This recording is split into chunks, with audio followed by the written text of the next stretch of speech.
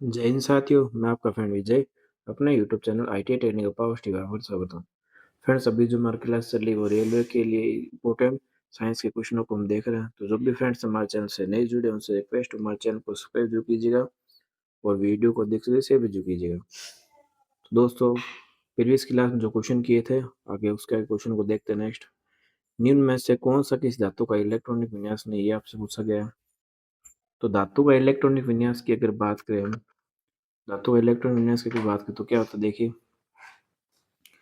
तो किसी भी धातु की अगर बात करें तो धातु में आपको पता है कि धातु में चालकता गुण पाया जाता है। तो चालकता के गुण को पाने के लिए उसके पास ध्यान रखिएगा 1 से लेकर 3 के बीच में संयोजकता होनी जरूरी है। ध्यान रखिएगा, क्यों? जैसे आपको पता होगा एल्यूमिनियम जो होते हैं सबसे अधिक चालक धातु की बात करें तो वो होती है कॉपर। ठीक है, चालक धातु कॉपर होती है। उसके अलावा बात करें आपकी जो अगर बात करें जैसे सिल्वर की सिल्वर होता है आपका अर्जेंटिनम। तो सिल्वर पे अगर हम चालकता की बात करें तो +2 होती है।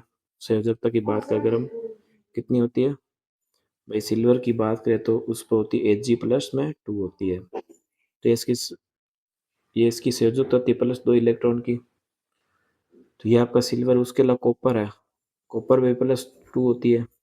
एल्यूमिनियम है तो इस पे +3 होता है। तो इनमें आप देखिए 2 परमाणु है, 3 ही है, 3 इनमें इलेक्ट्रॉनिक विन्यास से संयोजकता है। यानी कहने का मतलब किसी भी धातु का इलेक्ट्रॉन विन्यास 1 से लेकर 3 के बीच होगा। 4 जो होता है वो आपका सेमीकंडक्टर हो जाता है, जैसे सिलिकॉन और जर्मेनियम। उसके बाद में जैसे आपके 5 हो जाते हैं, 6 हो जाते हैं, तो धीरे धीरे वो अक्रिय गैसों की तरफ बढ़ने शुरू हो जाते हैं।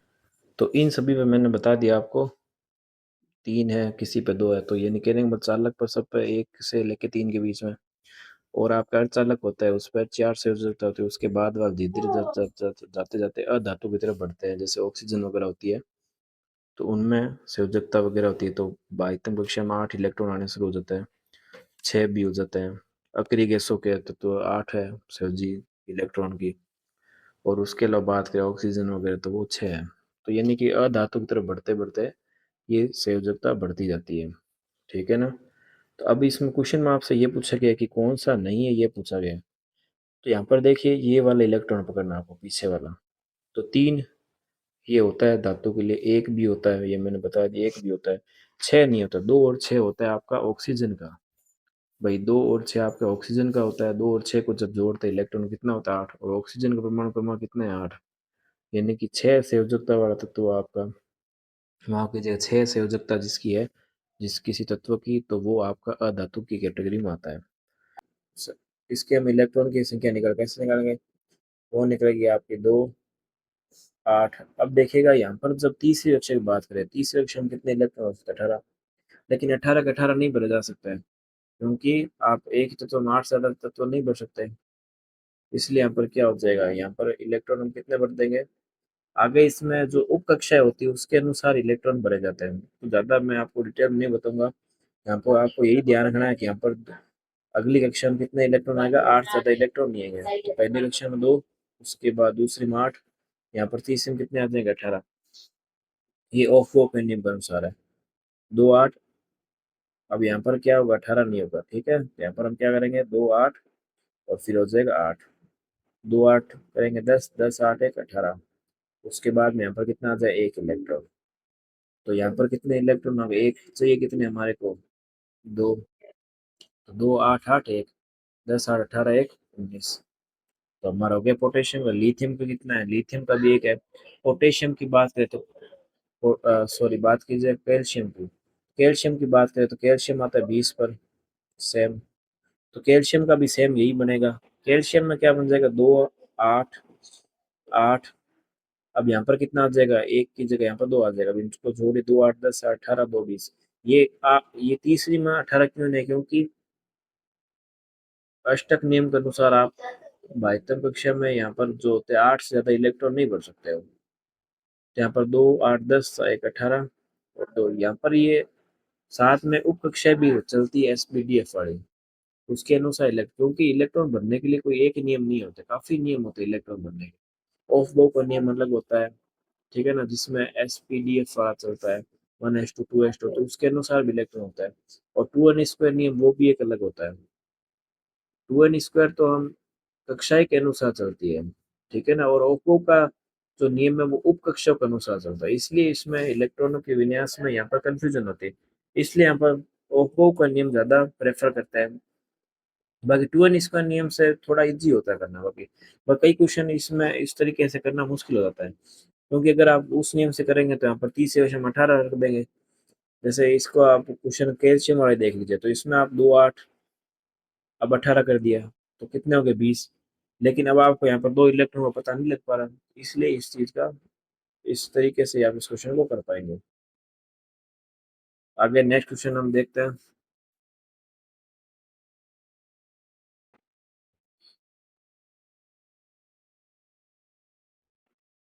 आगे नेक्स्ट क्वेश्चन देखते हैं। मैं बाह्यतम कक्षा पूरी तरह से भरी होती है, जिनोन, रेडियम, फ्लोरीन, स्कैंडियम, तो बताइए इसका आंसर क्या होगा। तो आपके जो नोबल गैस है या फिर अक्रिय गैस है, तो उनकी बाह्यतम कक्षा पूरी तरह से भरी होती है और उनका अष्टक पूर्ण होता है। तो आपके जिनोन जो है, जिनोन इसका करेक्ट आंसर होगा, क्योंकि ये आपकी आवर्त नंबर 18 का है, एक एलिमेंट है।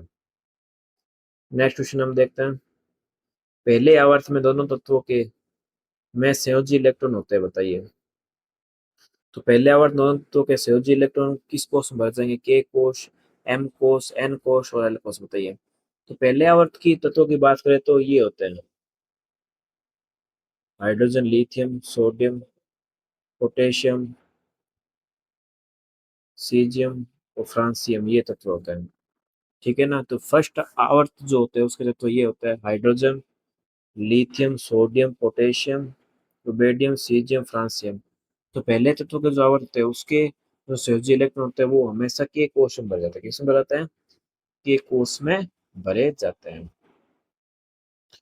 तभी तो मैंने आपको बताया था कि ये के कोष है, एल कोष है। तो इस तरीके से आपके इलेक्ट्रॉन जो होते हैं संयोजी इलेक्ट्रॉन, यानी जो कि बाह्यतम ऊष्मा के इलेक्ट्रॉन हो गए या जो क्रिया करते हैं वो आपके के कोष में आपके भरे जाएंगे। आगे नेक्स्ट क्वेश्चन हम देखते हैं। परमाणु क्रमांक 17 वाला एक तत्व नीचे दिए गए किस परमाणु क्रमांक तत्व के समान विशेषताएं रखता है। तो परमाणु क्रमांक 17 है, 17 वाला तत्व मुझे बताइए कौन सा है। 17 का परमाणु क्रमांक वाला आपका होता है क्लोरीन, ध्यान रखिएगा। क्लोरीन का परमाणु क्रमांक कितना, 17। ठीक है, तो एक तत्व नीचे देख के परमाणु किस तत्व के समान विशेष रहेगा, बताइए इसका आंसर क्या होगा। तो 17 वाला जो एलिमेंट है वो किसके समान होगा, 35 के समान होगा, क्योंकि इसके जो गुण पाए जाएंगे रासायनिक तत्व वो 35 वाले के समान हो, क्योंकि ये एक ही आवर्त के होंगे। ठीक है ना, क्योंकि ये एक ही आवर्त के होते हैं। जैसे मैं बात करूँ, इसको हम बोलते हैं हेलोजन ग्रुप। क्या बोला था इसको, हेलोजन ग्रुप बोला जाता है। हेलोजन ग्रुप में ये आपके सारे तत्व होते हैं। हेलोजन तत्व में देखिए मैं कौन कौन सा तत्व होते हैं मैं आपको बताता हूँ।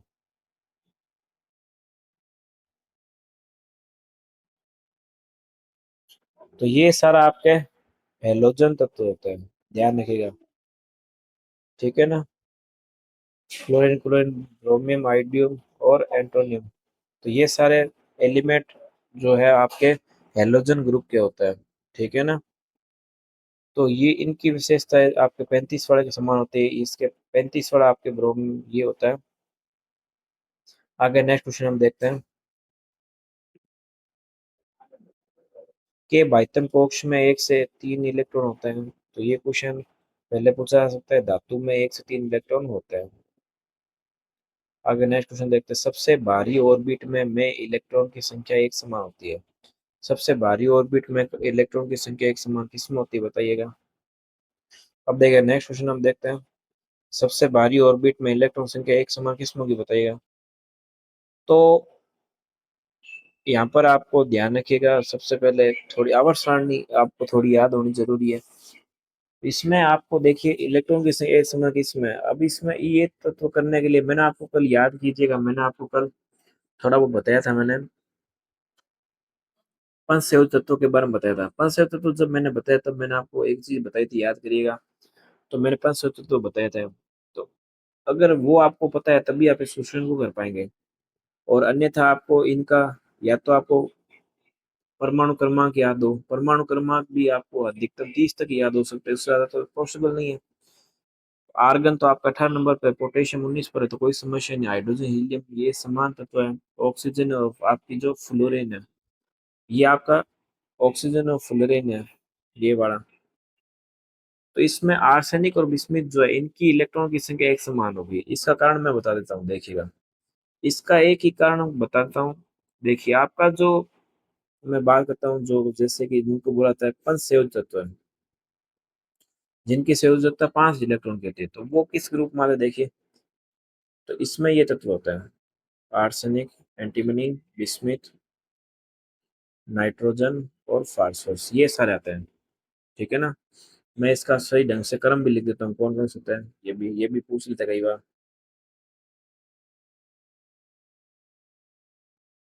तो ये सारे होते हैं आर्सेनिक, नाइट्रोजन, फास्फोरस, एंटीमनी और bismuth. Arsenic, nitrogen, phosphorus, antimony, bismuth. Arsenic, nitrogen, phosphorus, antimony और बिस्मिथ। तो ये आपके 5 तत्व होते हैं। तो देखिए, ये सभी एक ही ग्रुप में आपके हैं, तो एक ही आवर्त में मौजूद है। तो देखिएगा, तो यहाँ पर इलेक्ट्रॉन की संख्या एक ही ग्रुप में मौजूद होने के कारण इलेक्ट्रॉन की संख्या भी एक समान होगी। ध्यान रखिएगा बाहरी ऑर्बिट में, क्योंकि एक ही ग्रुप के जो तत्व होते हैं उनके इलेक्ट्रॉन की संख्या समान होती है बाहरी ऑर्बिट में। तो आपका जो आर्सेनिक है, ये पंचसंयोजी है, और आपका जो बी है, ये बिस्मिथ है, ये भी आपकी एक एक ही कैटेगरी में आता है। दोनों पंचसंयोजक तत्व है, इसलिए इनमें इलेक्ट्रॉन की संख्या होती है, समान होती है। बाकी अगर इस क्वेश्चन को आप देखना चाहेंगे, तो आपको ये क्वेश्चन परमाणु संयोजकता के आधार पर निकालना पड़ेगा, जो कि काफी लेंदी पड़ता है। अगर आपको पंच संयोजक तो सारे याद है, तो ये क्वेश्चन आप आसानी से कर पाएंगे। अन्यथा आपको सारे इलेक्ट्रॉन निकाल निकाल के देखने पड़ेंगे। ऑक्सीजन का अलग से निकालना पड़ेगा, फ्लोरीन का अलग से निकालना पड़ेगा, हाइड्रोजन हीलियम हीलियम का। देखिए, हाइड्रोजन हीलियम तो दोनों की, देखिए अगर आप मैं बात करूं हाइड्रोजन हीलियम की बात करूं, तो इनकी सबकी इनके परमाणु क्रमांक भी अलग अलग है। ध्यान रखिएगा, हाइड्रोजन का 1 है, इसका 2 है, इसका 8 है, इसका 9 है, आर्गन का 18 है, और पोटेशियम का 19 है। तो सभी इनके अगर ग्रुप की बात करें, तो वो सारे अलग अलग है। तो इस क्वेश्चन करने के लिए आपको थोड़ी आवर्त सारणी याद होनी आवश्यक होती है।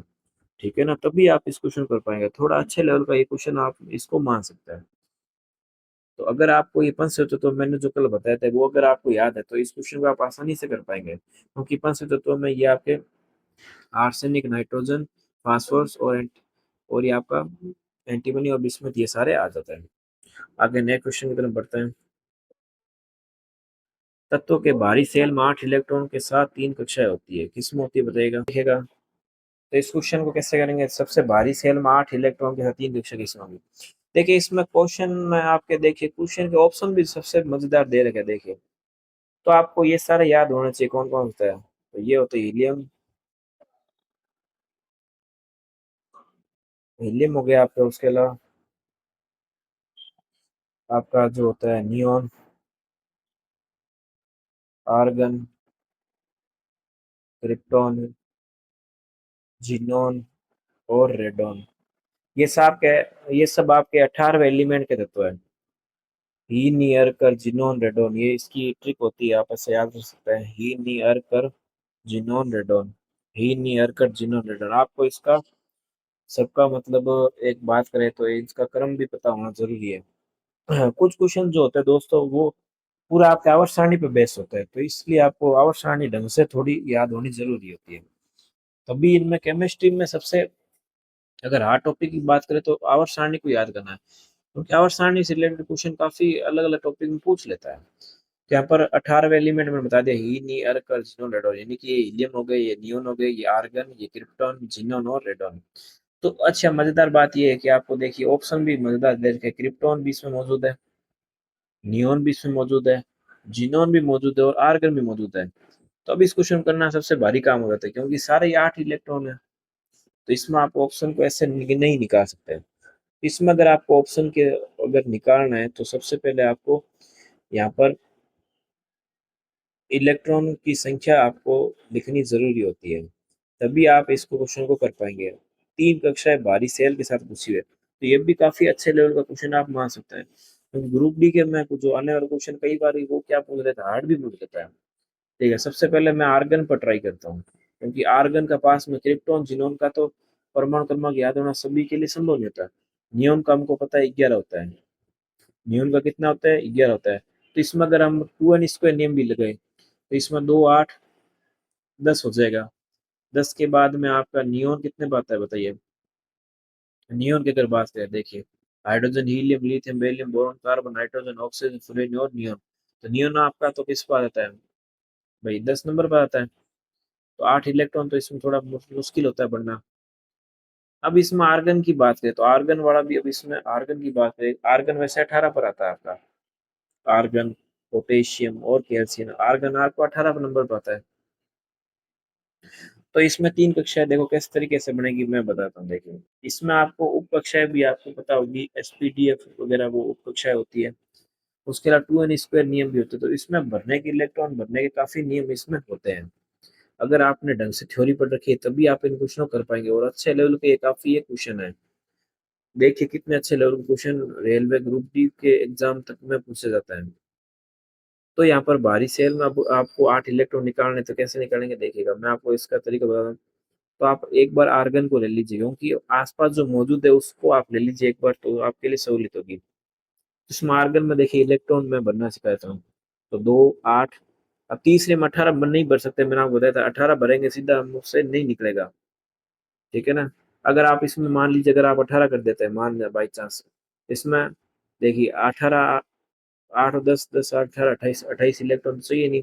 अगर इसमें आप मान लीजिए, आप बाई चांस इसमें आप देखिए 18 की जगह आप इसमें, जैसे हमको 18 करना है यहाँ पर भाई, तो यहाँ पर दोबारा 8 करके देख लेते हैं। तो 8 इलेक्ट्रॉन इसमें भर जाएंगे। देखिए इसमें 2 8 8 से हो रहा है काम भाई, जिसमें 2 8 8 से, जिसमें 2n स्क्वायर नियम लग सकता है आप उसको लगा लीजिए, क्योंकि आपको क्वेश्चन को कैसे भी करके सोल्व करना है। जिसमें जो लगता है वो आप लगा के देख लीजिए, जो सहूलियत में पड़ता है, चाहे 2n स्क्वायर लगता है, चाहे एसपीडीएफ वाला 1:2 2:2 लगता है, तो आपको दोनों कई बार लगाना पड़ सकता है। तो इसमें आपके 2 8 10 और 8 18, तो इसमें 18 इलेक्ट्रॉन आपके हो रहे आराम से, कोई दिक्कत नहीं। यहाँ पर 8 इलेक्ट्रॉन है, ये भी आपको समझ में आ रहा है। और 3 कक्षाएं किसमें बन रही है? आपकी इसमें बन रही है। तो आपका option number D is the correct answer. समझ में आ गया सबको या नहीं है बताइएगा? और आप वैसे करना चाहे तो भी इसमें इतनी भरे जाएंगे कि देखे, मैं बताता हूँ। देखो 2 8 18, 18 तो होता ही आपको पता है। 18 नहीं भर सकते तो आप कितने भर सकते हो? यहाँ पर 8 भर सकते हो। यहाँ पर 8 भर गई, यानी आपका आपका जो एलिमेंट है वो तो पूरा फिल ही हो चुका है भाई। इन इलेक्ट्रॉन को जोड़ेंगे तो आपके परमाणु क्रमांक आ गए 2 8 10 18। तो कैसे भी कर लीजिए, दोनों पैटर्न से आपका सेम ही आ रहा है। और इसमें कक्षाएं भी कितनी बन रही है? के एल एम आराम से बन रही है, कोई समस्या इस क्वेश्चन में नहीं है किसी भी तरह की। के एल एम आराम से बन रहा है तो कोई समस्या नहीं है, और ये अच्छे लेवल का क्वेश्चन है। बाकी आप नियॉन वगैरह पर ट्राई कर सकते हैं, करना चाहे तो नियॉन पर मैं आपको बताया था, नियॉन पर भी करके बताया था। नियॉन पर करेंगे तो नियॉन का मैंने बता ही दिया आपको, 11 पर है। जिनका आपको पता नहीं तो आप उनको एक बार स्किप करके बाकी ऑप्शन पे भी ट्राई जरूर कीजिएगा, क्योंकि क्रिप्टॉन और जिनोन की अब हमको परमाणु क्रमांक याद होने किसी को जरूरी नहीं होते। अगर आपको नियॉन के भी याद है, लगभग 20 एलिमेंट या 30 एलिमेंट सबको याद हो देते हैं, बाकी के याद होना संभव नहीं होते। तो उनको नहीं ध्यान रख के आप बाकी ऑप्शन पर भी जा सकते हैं, कई बार उन पे भी काम कर जाता है। बाकी अमूमन ऐसा होता है कि ऑप्शन में देखने पर ये आता है कि वो लगभग जो उनका आंसर होता है वो लगभग 20 या 30 एलिमेंट के आसपास जो होता है वो उसी के आसपास देता है, क्योंकि क्रिप्टॉन और जिनोन के याद होने परमाणु क्रमांक सभी को संभव नहीं होते कई बार। ठीक है ना? तो हमने नियॉन पर ट्राई किया, तो नियॉन पर करेंगे तो आप कितना आएगा? 2 8, और आप इसमें कितने भर सकते हो भाई? यहाँ पर तो 2 हो गया, 2 8 10 भाई, 8 हो गए। तो यहाँ पर कितनी कक्षा है? 2 8 10 तो ऐसे हो गया। तो यहाँ पर कक्षाएं कितनी बन रही है? 2 बन रही है। आपको कितनी चाहिए? 3। तो 3 किस्सा बन रही है आपके आर्गन में। और मैं एक और चीज बताता हूँ आपको, सुनने के बाद को ध्यान से, क्रिप्टोन और जीनोन भी आपका नहीं हो सकता। देखिएगा क्यों नहीं हो सकता? पहली बार हमको परमाणु क्रमांक याद नहीं है यहाँ तक। यानी कहने का मतलब आपका जो भी एलिमेंट है वो 30 से ऊपर ही है, दोनों 30 से ऊपर ही आराम से। 30 तक के सबको तत्व याद होता है। तो ये दोनों तत्व आप सभी को पता है 30 तक के नहीं है, तो ये तो ऑप्शन जो ये जो दोनों आएंगे वो आपकी तीसरी कक्षा से ज्यादा निकल जाएंगे। यानी कहने का मेरा मतलब ये है कि चाहे मान लो इनकी संख्या जो भी हो, अगर आप 2 8 18 भी अगर इनकम में करते हैं, ठीक है, तो इनकी संख्या कितनी होती है बताइए मुझे? 8 2 10, 10 और 18 मैंने बताया 28 होता है। तो इसी में ही सारा भर गया। आगे आप कितनी भरोगे, 2 8 18 और यहाँ पर कितना आता है, चौथी कक्षा में 32 इलेक्ट्रॉन आता है। 28 और 32 यानी कि इनका जो मान निकलेगा वो चौथी कक्षा आ जाएगी। तो तीसरी कक्षा में तो वैसे भी दोनों का आंसर नहीं निकलना। यानी कहने का मतलब आप जिस तरीके से करना चाहिए इस क्वेश्चन को कर सकते हैं आराम से, कोई समस्या नहीं है। क्योंकि क्रिप्टॉन और जिनोन ऐसे तत्व है जिनके एलिमेंट, जिनके परमाणु क्रमांक अगर हमको नहीं पता, इसका मतलब इनकी जो भी संख्या आएगी परमाणु वो 30 से ऊपर ही होंगे। 30 से ऊपर अगर होंगे तो तीसरी कक्षा में तो इनके जो इलेक्ट्रॉन वो भरे ही नहीं जा सकते, वो आगे चौथी कक्षा तक निकलेंगे, जिनमें मैं आपके 2n² नियम वाली KLM की बात ही कर रहा हूँ। ठीक है ना। तो इस क्वेश्चन को ऐसा समझाने का तरीका, मेरा यही उद्देश्य था इतना लंबा लेने का, ताकि आपको हर चीज समझ में आए। अब आपने सोचा होगा कि यार सर ने सीधा आर्गन ही क्यों लिया, दूसरे भी ले सकते थे। तो सब पर लेके ट्राई करना होता है कि किस पर ले सकते हैं। क्रिप्टॉन जिनोन का, जिनका नहीं पता उनका ऑप्शन का हम क्यों ले पहले, जो पता हो सकता है नियोन और आर्गन तो उन्हीं को सबसे पहले ले। तो क्वेश्चन करने में इजी रहता है और हमारा टाइम भी वेस्ट नहीं होता है। दोस्तों उम्मीद है आज की क्लास आपको पसंद आई होगी। अगर दोस्तों चैनल पर नए, चैनल को सब्सक्राइब जरूर कीजिएगा और वीडियो को दिल से शेयर भी जरूर कीजिएगा। दोस्तों मिलते हैं नेक्स्ट में, तक के लिए जय हिंद, जय भारत।